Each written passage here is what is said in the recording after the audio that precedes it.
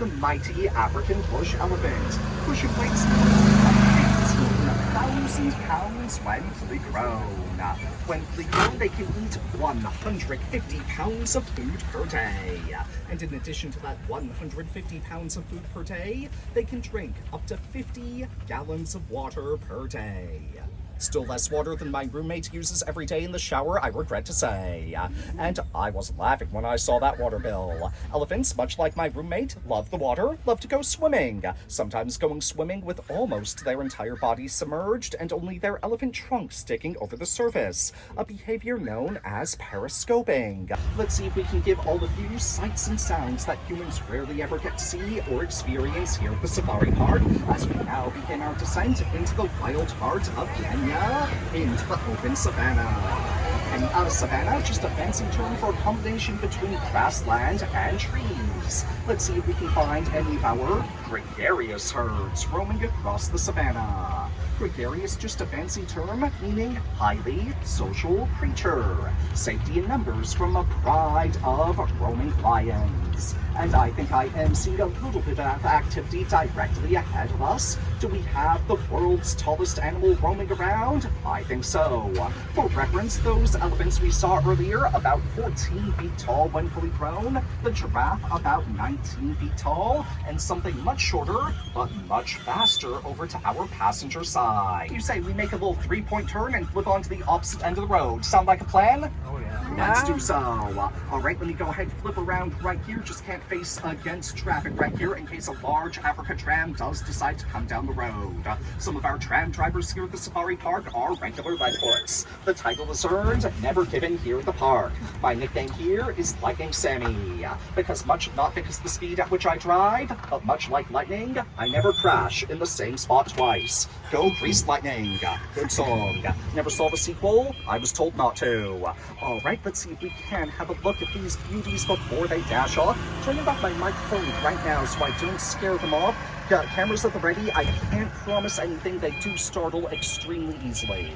Going to not use my foot brake to ease up on them. These brakes do eat a large amount of dust and dirt on any given day. We spray them down with the air hose once a week at the garage. Sometimes the small ones are braver than the big ones. Why that is, I don't know. There we go. And scared it off as well. Like I said, they start away very easily. A brief, although magical look at our mighty giraffe. Now, giraffe are unique compared to most of our gentle giants here at the park. You see, most of our gentle giants, the elephants, the rhinos, they hate the heat and love the rain.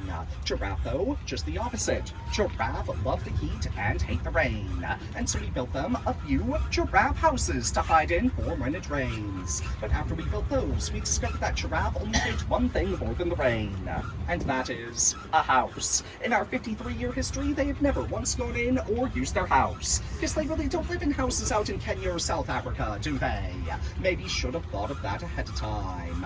That's okay though. Other herd animals will use that as a form of shade when we reach the triple-digit temperatures. Check out those giant eyes. Give them an outstanding Give them an outstanding sense of vision. They can see well over the horizon and can see danger coming well before any other animal. Giant eyelashes, just like the brim of my hat, help to keep the sun out of their eyes all day long. A herd of giraffe while standing still is known as a tower of giraffe. That's because they are the watchtowers of Africa. With their tall heads and giant eyes, they can see danger coming well before any other animal. While standing still, they are known as a tower. While on the move, they are known as a journey of giraffe. Good band. One day, love will find you. Break those train. They wear a crown of gold upon their head, just as a king or queen might. Hide them in the tall, yellow grass. Often seen in pairs of two, they form mating pairs for life, just like a swan. Beautiful. And speaking of beautiful birds, we have now found our flamboyance of greater flamingos. A flock of flamingos is known as a flamboyance, very appropriately named given their extremely Flamboyant personalities. A much lighter shade of pink compared to the dark pink flamingos that you might be used to seeing out in the Caribbean islands. That's because they live in the salt marshes of Africa where the heat is extreme. As far as the eye can see, they upped the idea and spent the next 10 years purchasing and developing this land. And we opened Mother's Day 1972 as the San Diego Zoo Wild Animal Park. And although we've since changed our name, our mission remains the same. Helping endangered wildlife wherever they might be. And right up here is where that fateful meeting took place all those minutes ago. And just ahead of us, we'll have the open, wild, untamed savannah of Kenya over to our driver's side. However, approaching to our passenger side, we will have the treacherous and hot Sahara Desert of northern Africa, where Lawrence of Arabia once rode many moons ago. We'll see if we might be able to find any desert dwellers as more as a few dwellers of the open grassland. And what do you know? We've actually found a hybrid underneath the shade of the tree of both the grass and the desert. We have found our beautiful fringe-eared oryx. Menagerie of animals ahead of us. Let's see if we can break down this menagerie and figure out what we're looking at. First off, let's focus on the smaller ones with their beautiful brown coat. We have found one of the favorite prey animals of the cheetah, the beautiful impala. That cheetah that we saw earlier focuses on the 500-meter sprint, can only keep up its speed for a very short duration of time. However, the impala can keep up their 55-mile-per-hour speed all day long without running out of gas. Your Chevy Impala will run out of gas well before this Impala Antelope ever will. And, well, you always know you're looking at an Impala. That's because they will have a black M on their rump. Dial M for Impala. One of my favorite movies. Hitchcock, the master of suspense, never made a bad movie. I used to ask on these tours what came first, the car or the antelope Impala. I had to stop though due to the amount of people who got that wrong. I wish that was a joke right there. I was gonna say I'd be shocked if that model car in specific had even been out for 75 years at this point. Truly beautiful. Look how smooth and healthy that coat is. And then maybe something more to see in the Sahara Desert back to our passenger side. And once again, a little bit of a menagerie of animals. Let's see if we can break down the menagerie and see what we're talking about. First off, looking into the river bend, just around the river bend, says Pocahontas, we found our beautiful pair, David's deer, going for their daily mud bath. They were named after Père David or Father David of France. Father David was a Catholic gentleman who loved to go on adventures across China in the 1800s. And even at the time, in the 1800s, this animal was critically endangered. The only ones remaining in the world lived at the Emperor of China's palace. And certainly looks like it, but technically an antelope, and not just any antelope, the largest antelope of Asia, the beautiful Indian Nilgai. Right now, we're looking at brown females, but the term Nilgai will roughly translate into sacred blue bull. As the gentlemen get older, they put on a stunning blue tuxedo in order to impress and attract a girlfriend. Very impressive, one of the few mammals that can naturally change its color to blue. We've all seen a blue parrot, but how often have you seen a blue cat or a blue dog? Pull upon any of the big ones or any of the little ones? The little ones are likely to be following around the big ones very closely wherever they go. Sometimes they sleep in these ridge lines right here, and due to the angle that we look down at the habitat, sometimes it can be very difficult to find them. We'll go ahead and make our way over to some of the watering pools and check down there. Maybe our rhinos have gotten a little thirsty for the day, but first, a fork in the road approaches. A choice must be very quickly made. Are we going straight or are we going right? Straight! Straight it is. This road actually wasn't here last week. Look how smooth that concrete is. You're gone for a week and they changed the entire place on you. And where does that road lead to? Absolutely nowhere. We've got some silly animals here at the safari park. We've got some even sillier humans guaranteed. Why did they build that road there? I honestly don't know. That's okay though. Enough of that silliness. Let's see if we can find where our rhinos are hiding. We'll go ahead and check the watering pool. The peak heat of the day is upon us. Just as we can feel the heat, so can the animals. We'll see if our rhinos might be getting a drink of water, as they do need to drink 25 gallons of water per day in order to sustain themselves. themselves about half as much as an elephant requires per day.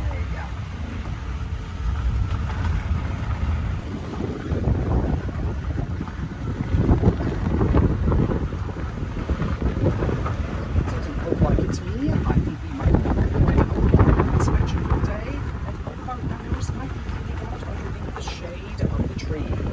Let's see if we can get we'll going to get an angle of them right here. I'm just going to say sometimes we can sit on the bench and have a look at them. We'll go ahead and leave out of the golf cart here over to our driver's side. Go ahead, step up to the benches, but please don't go beyond the benches. That was a lot of paperwork last time I had to go in after someone. We won't be repeating that again.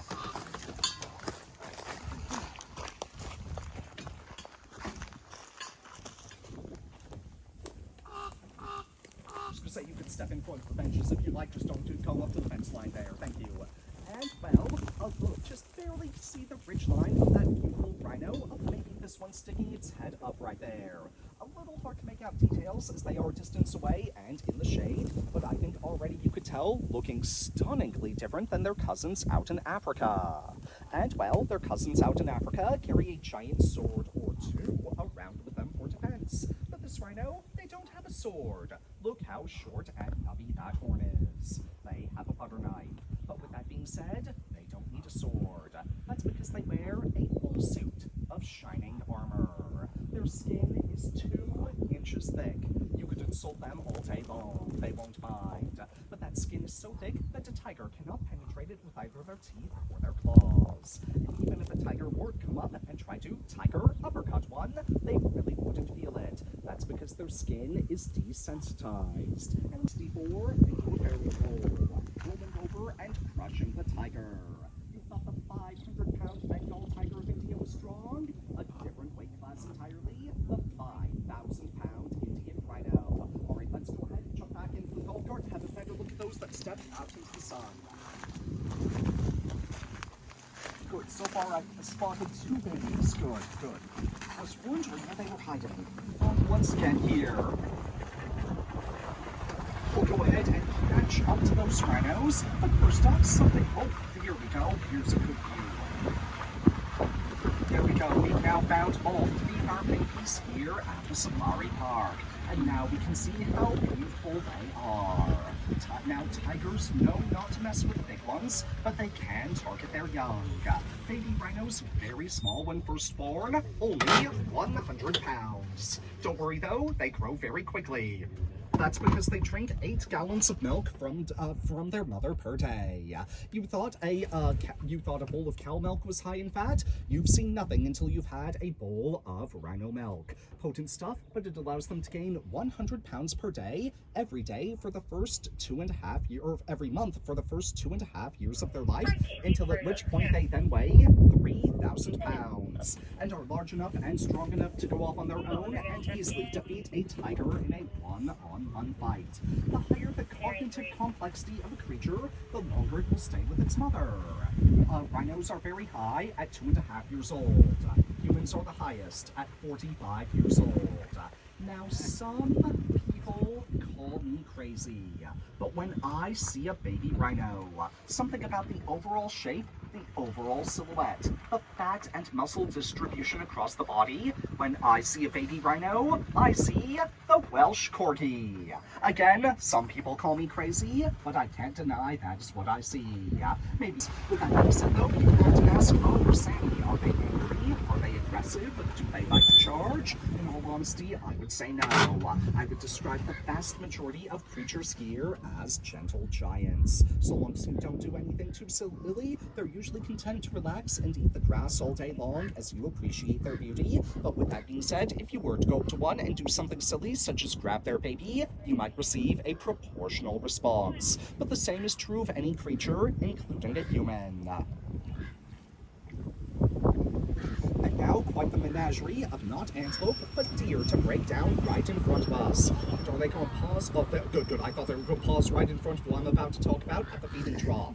One of my favorite animals here at the safari park. This is going to be the beautiful sambar, or as I'd like to call it, the Sammy bar. Don't ask me why. But I do. Life is tough as a Sammy, that much I can attest to. They have not one, but two different tigers they have to tango with. You see, they love to live in the island chains in and around Malaysia, and they love to go island hopping, swimming from island to island. As they do so, they have to be wary of the tiger shark coming up from underneath them. But once the sandbar climbs up into the sandbar, they will have to be wary of the actual Malaysian tiger coming for them. So two different tigers to tango with when you're a Sammy, the beautiful Sammy bar of Malaysia. Or as my boss often says, it's the sandbar, not the Sammy bar. Get it right, Sammy. Yeah, some people here are no fun, I'm telling you. Nevertheless, the beautiful sandbar of Malaysia. Now, the hottest I've ever seen it get here has been 117. Tough day that day. Guests and employees were passing out left and right. A stressful day for the medic. And although I was able to make it through, I was a little woozy by the end of the final tour. And then, over to our driver's side, we have a cow. Those are going to be the beautiful Javan Banteng. They live on the island of Java. Anyone here enjoy a nice hot cup of Java in the morning? Well, Java is often grown on the island of Java, where they are from. Now, with that being said, humans often cut down the trees on the island of Java to make way for those Java farms, those coffee farms. They can't survive without their trees. We are trying our best to breed and protect them here at the park, but we could use your help. We always like to give those who ride these tours an easy take-home activity to help protect our planet once the tour is over, and perhaps the easiest one, next time you go shopping, consider picking up a pack of shade-grown coffee. Coffee grown and sourced sustainably underneath the shade of the trees, allowing us to share our world with these beautiful, gentle giants for many generations to come. Forward once again, we just saw a non-domesticated cow to our driver's side. However, to our passenger side, we have a non-domesticated horse. The only non-domesticated horse in the world, the beautiful Przewalski's horse, or Przewalski's horse if you go by the proper Russian enunciation, but in their native land of Mongolia, they go by the name of Taki, which today's tour. Let's see what we might be able to do here. And gazing across the savannah, I think not much hanging out on this side, but hey, a few animals hanging down here. Let's see if we can inch on forward and try to get a viewing angle just beyond the shrubbery here. I think it might actually be easier if we flip around and try to look at them facing back up the hill, actually. So we'll go ahead, flip around here. We've now reached the end of the world. So we'll go ahead, flip around, and start to weave our way back to civilization. No worries though, still plenty more to see and review upon as we do make our return journey. There we go, and let's see if we can find, I saw two animals hanging out right down in the corner in the habitat alongside the Javan Banteng. We had a type of orange deer, and then we had another type of wild sheep as well. Alright, let's see if we can now spy them. No one puts baby in the corner. Some of our animals really love to hide in the corners sometime though. Let's see if we can find a good view of those just down here. Give me a good shout if you can see anything down there. Yep. Oh, there we go. Alright, there we go. Drove a little too far. Is that a good view for everyone? See, one of the larger types of antelope, 500 pounds right there. Look how that shines and shimmers in the sunlight. She will have oily, sebaceous skin that will secrete oil into her fur coat right there, helping her to repel the water outwards and keep her nice and buoyant. Oil weighs less than water, make it so her coat doesn't become too heavy, lifts her down and sinks her down. Then another look at our infamous wildebeest herd. Among land animals, they do reign supreme in terms of bird sizes. However, there are certain flocks of bird and schools of fish that can easily dwarf their 1.5 million size, though among land animals, they do reign supreme. Racing stripe on their side, that makes them go faster. No, I'm joking. They'll make them appear larger and more threatening than they actually are. Need every advantage you can get to survive in the wild, where you only weigh 55 pounds. And then with their beautiful gray coat, we'll have our our stunning South African oryx. They will live in the very hot Kalahari Desert. Like all oryx, using those symmetrical horns to dig deep into the sand and get water. And well, those tan-colored coat, not very good at blending in with the green grassy environment, but will excel at blending in with the sandy desert environment. And what do you know? All of our roan antelope that we saw earlier hanging out in the giraffe house have walked up the hill to say hello to us. Now we can make out a few details that we didn't see up close earlier. And baby roan antelope, look how small those horns are, just growing in. And check out those giant ears. When first born, their ears are fully grown, giving them a giant, floppy, and cute appearance, much like your beagle at home. And on the big ones, they have so much power in pushing each other back and forth during their sparring matches, their horns could actually slide off of one another. So over the course of many moons, they developed a ruffled ridge texture to their horns, ruffled just like a potato chip, allowing them to dovetail horns against one another perfectly. This animal, very famous for going down onto their knees during their mating season so they can get the most amount of leverage possible as they shove one another back and forth in their sparring matches, the majority of which are endangered as well. We'll go ahead and make our final pass through Kenya and see if we can get a look at those stunning southern white rhinos as a final grand finale to today's tour. Forget we relax the African makes the babies on the door cry. Alright, and one final pass through the Jurassic Park gates. What do they got in there? King Kong? Seen it a million times. I know every word. Our flamboyance of flamingos starting to really wake up and honk around. Usually, much like my roommate, they sleep in until the late afternoon, dodging the peak heat of the day. While the flamingos are awake, can I say the same for my roommate? Probably give it another 7 or 8 hours at this point. And look at those beautiful southern white rhinos that we missed on the way in, looking very different than what we saw before back in India. What we saw before back in India, subscribe to the philosophy, the best offense is a good defense, having that impenetrable layer of skin. However, these rhinos are a good balance of offense and defense. Their skin about 1 inch thick, not quite as indestructible as what we saw before, but not easy to get through even for a mighty lion. However, they can go on the offensive. Check out those 2 giant sharp swords that they carry around with them as their form of defense. And well, those swords are also their Swiss Army knife. They rely upon that for everything. Fight off a lion to protect your baby, or spar with one another during the dry season when grass is not growing from the surface, rain isn't falling from the sky. They could use that as a makeshift shovel to dig deep into the ground and dig up the roots of that kikuyu grass deep under the ground. And well, sometimes people note, oh, Sammy, did you get bored and paint your rhinos red? I have a black rhino and I want to paint it red. No, I'm joking. These are the white rhinos. But well, no, we didn't do that. Sometimes a human gets a little beat up, a little cut up, or bruised up and needs some ointment to heal it. So do our rhinos. However, rhinos love to take their daily mud bath and rub off all the ointment that we put on them. We discovered if we put a very thin layer of red clay over that ointment, that's enough to keep it on as they take their daily mud bath. And well, note that giant head. Again, that head can weigh as much as 1,000 pounds. They are purely grass eaters. That's their ecological niche. Their job out in Africa: mow the lawn of Africa, make sure the grass never overtakes the savannah, sucks all the nutrients out of the ground, and kills the trees. Whereas elephants have the opposite job: make sure that the trees never overtake the savannah, knocking down those baby trees and prevent it from transforming into the African forest. Rhinos and elephants, the yin and the yang of Africa, helping to keep the savannah in perfect balance. Where else in the world can you get views like what you've seen here on today's tour? I'll tell you. Kenya, South Africa, Tanzania, India, Indonesia. And right here at the San Diego Zoo Safari Park. Ladies and gentlemen, what do you say? Have some fun out there?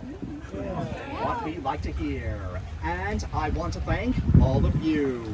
All of you make all of this magic possible. As we are a non-profit organization, and a portion of everything that you spend here, including all your tickets to these premium tours, goes back to supporting our wildlife research and conservation efforts, not just here in San Diego County, but with our partners all over the world. From the bottom of our hearts, thank you. All of you have become allies for wildlife today. And at this point, I want to hear from all of you. I want to know what your favorite part of the tour was, starting with you, sir.